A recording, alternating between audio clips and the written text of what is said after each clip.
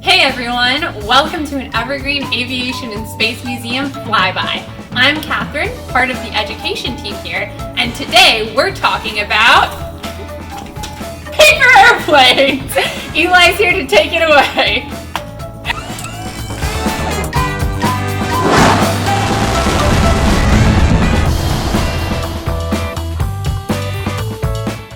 So, paper airplanes. They're really fun to make. I'm sure all of you have made them in the past. If you haven't, it's really easy. You just fold up a piece of paper to look like this, and then you toss it and it glides through the air really well. They're super popular.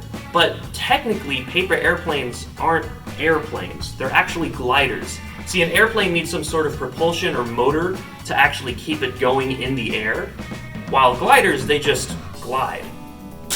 The actual first ever airplane, the Wright brothers flyer, was initially a glider, and then they decided afterward to put a motor on it to make it the first ever airplane. Now, there are a lot of different ways to make gliders based off of very similar materials like the paper airplane. For instance, I got this just little hodgepodge of materials here. We got a piece of paper, we've got some paper clips, plastic straw, some tape, and a pair of scissors, and I can use this material and make it into 3 different really fun ways of making a different type of glider that all teach us a little bit differently about how things fly. So this first one looks like the basic shape of a traditional airplane. You've got the giant airfoil wings, big and wide. Notice that it's curved in the front like all airplane airfoil wings. And then we've got the weight in the front with the paper clip to make sure that the aerodynamics carry it forward.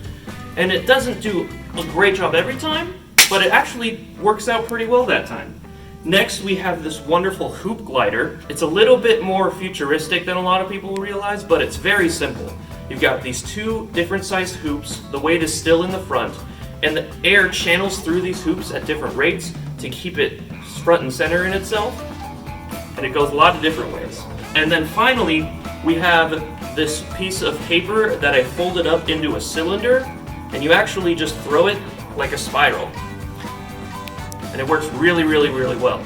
Now, all of the links on how to make these individual gliders are going to be in the description below, so make sure you check those out.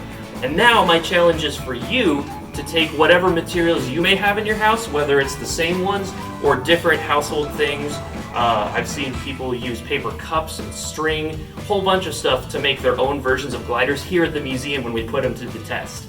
So make sure that whatever you create, you tag the Evergreen Museum in all of your creations and post them online, share them with your friends. I'll take it back to Catherine. Hope you enjoyed learning about gliders, and I hope that you join us next week as we learn even more about all the weird kinds of gliders out there.